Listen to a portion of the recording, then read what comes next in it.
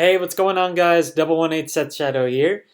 So I thought I'd start off today's market watch with the new promo pack that we're going to be getting for standard for shop tournaments. Now that we're nearing the end of September, we're getting a whole new round of promos. And unfortunately, I don't know how to make this bigger. Oh, just bear with me as we go through a few of these. But I won't be going through these in too much heavy detail, just kind of the overview of how they'll work. So the first one we got is Impediment Slicer, which is Bruce support, which will also work for Unrivaled Bruce, which is the grade 4. So it's playable with both grade 4 and then in general if you just want to play it as Bruce. Then you've got Security Upgrader, which is a really nice support card for Seraph, as it allows you to search out Pure Light in various different situations. Then you've got Sage of Improvement Robron, which is for Bastion Prime. So you'll be able to ride Bastion Prime with this earlier if your opponent is grade 3. You have the alternate art of Best Harvest, so now that this is coming out, we might see a drop in the original copy, even though Gandiva also got hit, so we're probably going to see a drop anyway. You have Divine Sister Langudeshat, which came out of set 7 as a rare, and this is a new alternate artwork for it. Pretty nice if I... yeah, I just really like that work. Let's see, then we've got Dancing Score Elmer, which gets extra shield value depending on the number of cards that you have in your order zones. So this is... oh, right, I believe this is actually a alternate art of the card that came out of set 1.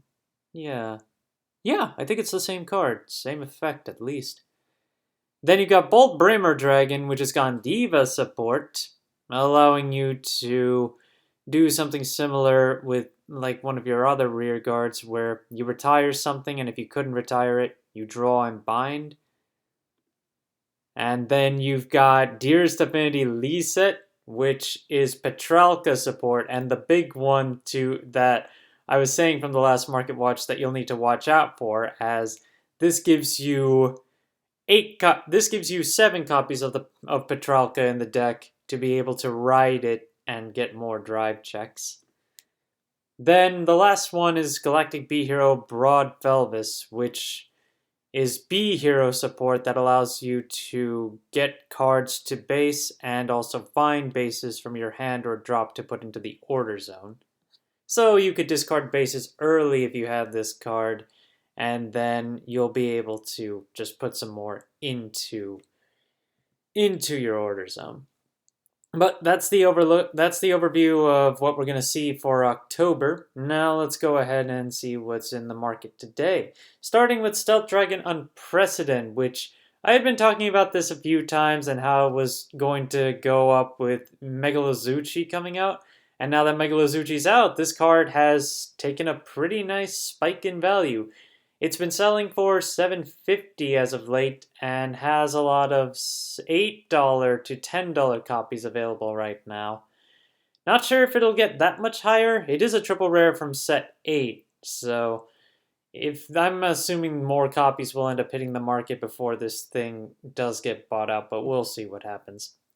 Sequana, now that we've gotten a few more reveals of Youthberg Full Burst and its other support cards, wanted to see where this card was at, and right now only the FR is above $10 at $13 base. Then we've got the new foil full art along with the original double R, both sitting around $8, and then you've got the regular promo, which is not the foil full art, and that one is available for less than $1 right now. Then we also had the reveals for our new Virina, as well as several new support Prayer Dragons and Flare Dragons. And honestly, it doesn't seem like it did too much yet when it comes to the market. Nirvana Jiva is still holding around the same price, although there have been a few listings that have sold for $20 on this news. And right now, when we take a look, there's only one listing left under $20 before it becomes $20 plus. Will it be good enough? I'm not sure. I didn't get to take a really good look at all the support cards, but based on how the new Virino works, it requires you to have multiple crossover dressed units in order to max out its full skill. Which honestly, you don't need it unless you're playing against something like Griffogila, because it has to do with removing markers as well as retiring your opponent's board. So otherwise, it just allows you to restand your whole board when Nirvana Jiva lets you restand it. So effectively, it is basically just for Nirvana Jiva, since Mahir and the original Nirvana don't have the ability to restand it, which is where it really shines. Seraph Pure Light, with the announcement of that new promo, I just wanted to see where this was going, and right now prices are still about the same. $26 is the base for the triple rare, and then the SP's base $45 right now with 6 listings to go. And as for the SSR, we have 3 listings on this one at $300 to start. So not much change on that front with the announcement of the promos. Maybe that'll change in the next few days, because, I mean, even though it's a great promo, I'm not too sure how well it'll fare regardless. I do want to note that of the Bang Dream critical triggers out of Clash of the Heroes, Kanon Matsubara's regular EX only has 1 listing left at 450. So just keep that in mind. If you were looking for this one, it's only got 1 listing left. Then, Atrocious Moth Girl Maple, the grade 2. One of my followers pointed this out to me on my last video, and I'm surprised I missed this one, so thanks. But this card got bought out for its triple rare, and now only has 2 listings available at 35.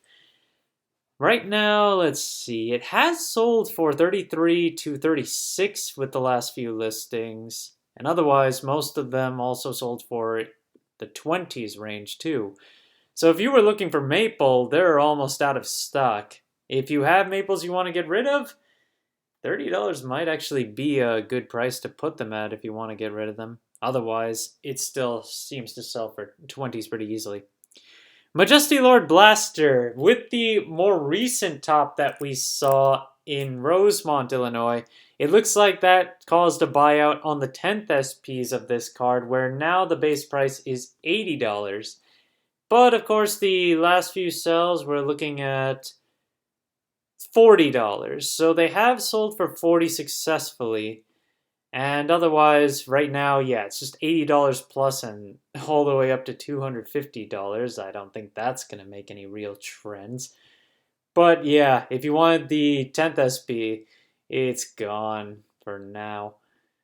And then we've got Skull Witch Nemain, as we have the announcement of the release date for the Shiranui and Luard decks. It looks like that caused some more traction in this card again. It's back up above $20 for its triple rare and only has 2 listings right now for the SP, starting at closer to $80.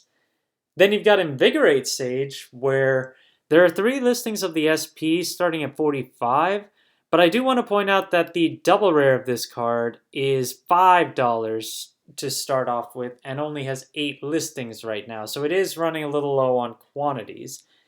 With Cater Sanctuary having quite a few things that are coming up between Luard and now Minerva becoming legal for BCS soon, and then you've also got Youthberg coming up later, so I guess players are just really starting to get into all these different tech supports that you could go through. Stuff that's falling out, though, we've got Blaze Maiden Parama's SP. Thanks to Gandiva, this card saw a massive gain in value over the past few months, but it hasn't sold since June.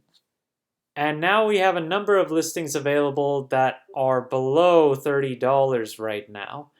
Then we do have 40, and then we go back to 60. But given the fact that this thing hasn't sold for 3 months, yeah, I don't think it's really going to go anywhere, especially now that Gandiva has also fallen out. Will Nirvana bring it back up? I'm not sure. I honestly don't think it will, but we'll see. Cardinal Draco Empyro, though, this one got bought out. Most listings have been selling for just under $20, but now we're at $30.50 for the base listings of this one, and there are only 4 copies left on the market of this. I mean, once you get to the $10 range for these front triggers, I feel like they're just worth picking up for the SP, because these are the SPs I'm talking about. I'd say it's always worth to pick them up in the $10 range, given that they're likely to just keep on going back and forth depending on formats. And then they just end up going to like the 20s, 30s for a while before they go back down at some point. And the final card today is Knight of Deity Decree Thesis, which is the big promo for Minerva. We're leaving September, which means there won't be any more prints of this card for promo packs starting in October. Right now, though, the card is at its lowest at $35 for its regular version and $75 right now for the foil base, but there are only 3 listings there. There are 21 listings when it comes to the non-foil versions, so there's opportunity to pick this up. And if Minerva does end up making strides at BCSs, it could go back up again. So if you're willing to pay into it, it's probably a good idea to do it. You know what? Let me see the overall history of this.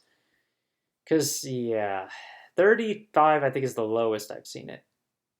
Everything else has been selling for $40 plus and has only recently been falling out. And when it comes to what's available, there are a few listings under 40 that have multiple quantities. And there's actually the first page is all under 40, so that's a good sign for making it easier to buy. But I don't see this going much farther down given that BCS is still a thing going right now. Thank you guys for watching. If you liked the video, please like and subscribe if you haven't already, and I will see you guys later.